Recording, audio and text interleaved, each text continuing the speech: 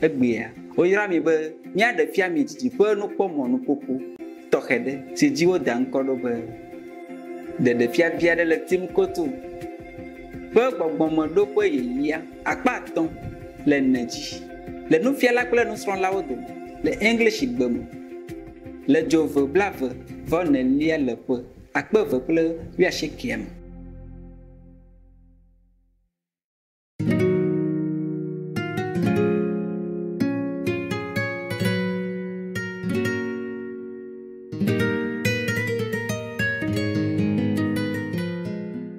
Master, it's also exciting to see more and more public access TV outlets on Supreme Master Television. Yeah, that's another joyful news that I enjoy very much. And I have to thank all your brothers and sisters out there, who try very hard to expand our horizon, expand our television network. And I'm so thankful to God for such a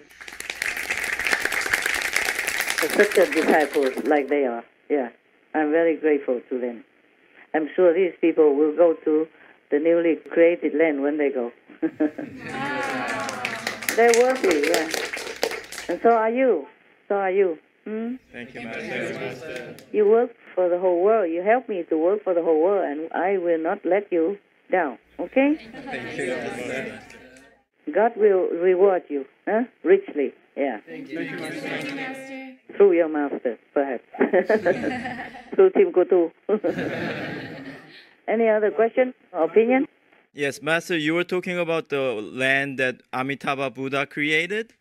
So the people who didn't get to see Master but sincerely pray and recite Amitabha Buddha, they can go to the land between 4th and 5th? Yeah, that's according to Sakyamuni Buddha, yes. Okay.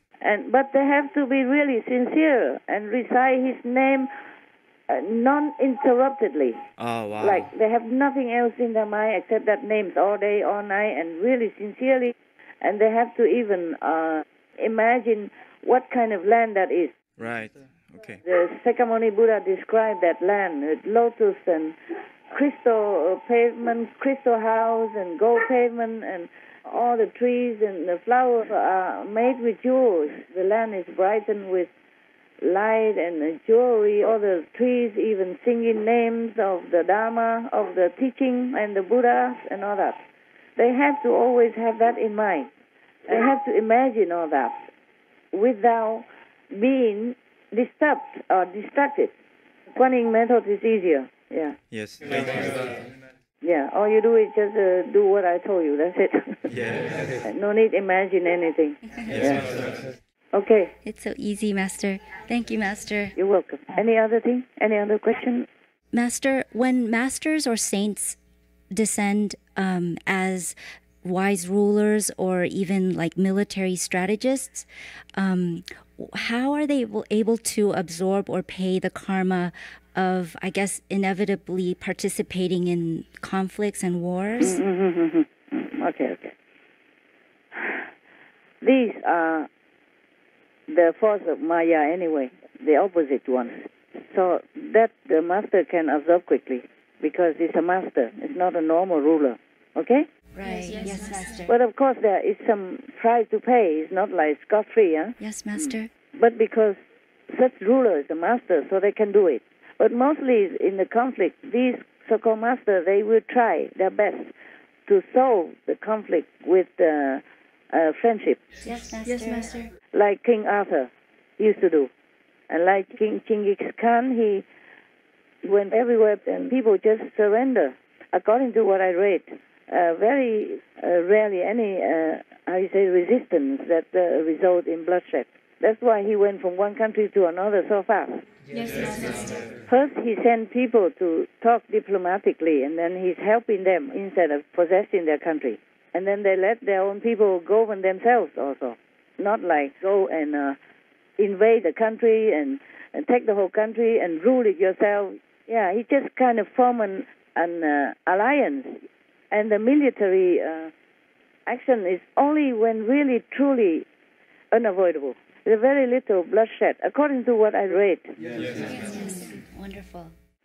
Also, you should understand that the Maya is always trying to oppose the master in any way. So they even manifest themselves into kind of soldiers to go and fight with the king's soldiers, but they are not real. Wow. Because they have power to manifest. That's easy for them. It's all phantoms. You understand? Yes. So even if the king had to kill these opposing army, they are not real. No karma. Remember, just like when I first announced to you that I'm going to make a retreat for 3 months? Yes. And then the Maya make a little bird trumpet agonizingly like an elephant. Yes. Like an elephant in pain. Yes. And then I have to call all of you, even though I did not want to contact any of you at that time. I had to call all of you to come up and search any injured big animals. Remember? Yes, Master, we remember.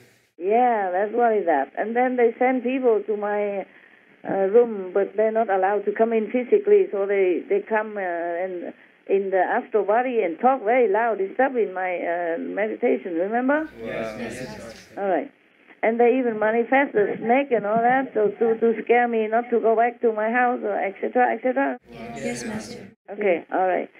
So similarly, they can manifest into big armies and all that, but it's all phantom. Yes, I understand. All right.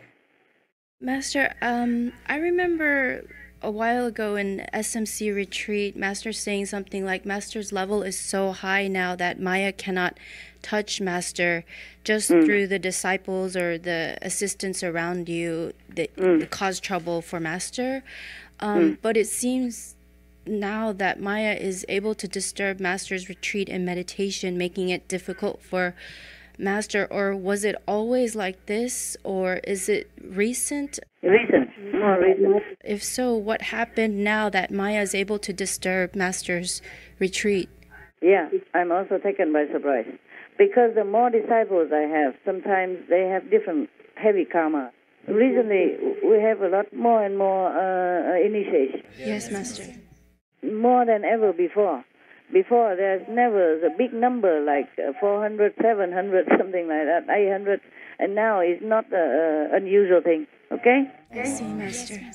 And most of so-called disciples, they came from so-called lower consciousness area of the world, and they still contacted or worship like local god or some ghosts or some demons in their local environment to heal sickness or to ask for favors, stuff like that.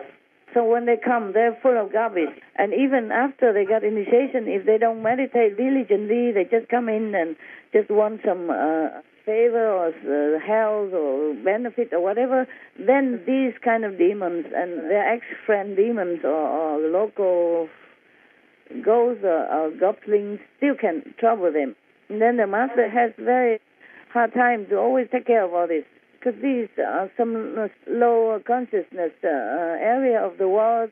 Their consciousness is already low, and they're burdened with all these kind of invisible goblins or ghost energy, and it's harder to take care fast. And then the master sometimes have to bear these consequences. Yes. So the Maya will use this kind of weakness time to come and trouble the master, like a leaking roof. That also related to another question. You asked why I cannot tell you anything new about the new realms that I have accessed and passed through. Yes, Master. It is because I cannot just tell you everything. Many things I wanted to tell you, but number one, it's not necessary for you to know. Number two, it is the Maya hear it and then he will make trouble. Yes, Master, I understand. Even just recently, some months ago, during these few months, I even just disclosed a little bit about peace-related process details. And the Maya said, that will cost me 10% of my own peace from now, from that, because of that. So one time, and then just recently even, because that cost something, you see? Yes, Master. So they can disturb my peace. It's lucky that they won't disturb world peace, and that I don't care, okay? As long as the world peace is not disturbed or lessened, then I don't care. Because I reveal some of the info to you, and of course then the world also know how world peace comes about. Even if I did not plan in advance to review some of that. Just some very small part. Not even directly or not even big, not the whole part. And it still cost me 10% of my own piece. Wow. That's one of the reasons why the Maya can also disturb me, apart from having a large number of disciples come at the same time, at one time. They can disturb me directly even. No need to go through any assistant or disciple that day.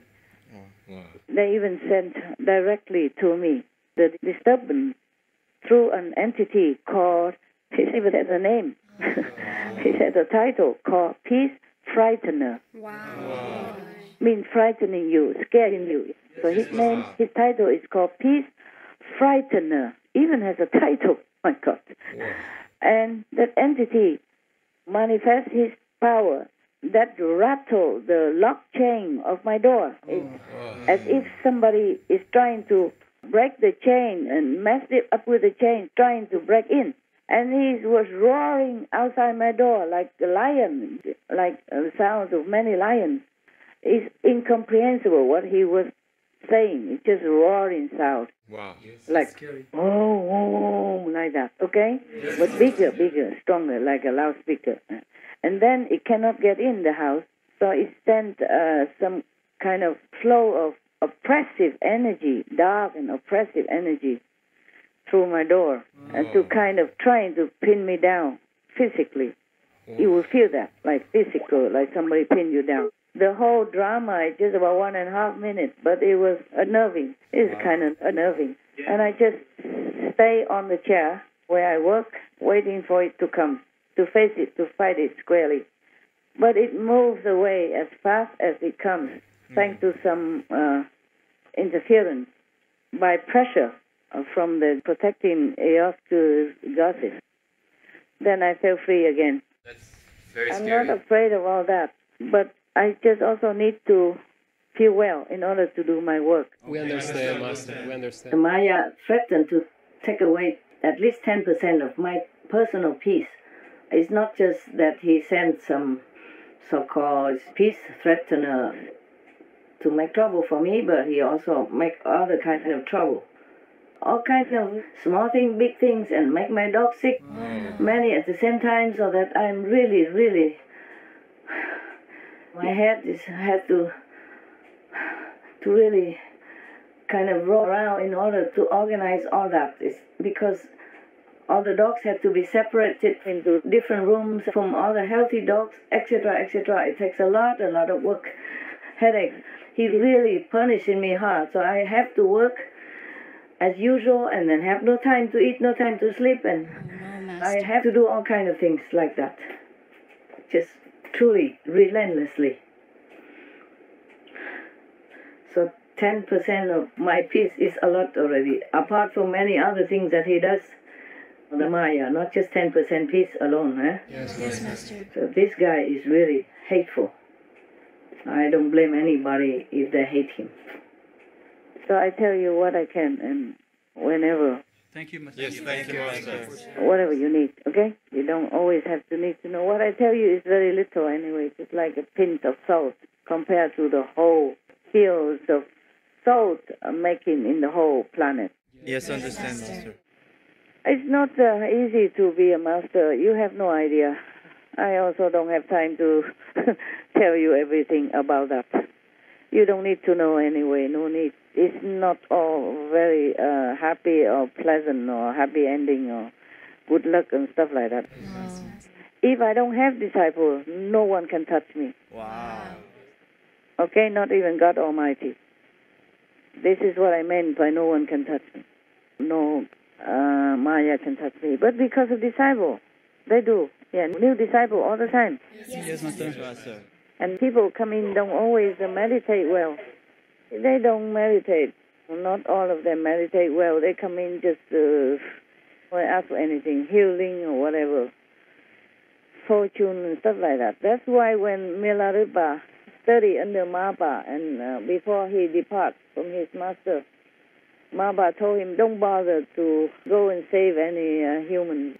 Most of them, they only ask for mundane things. Just go into the mountain somewhere and meditate and practice to liberate yourself. That's be good enough.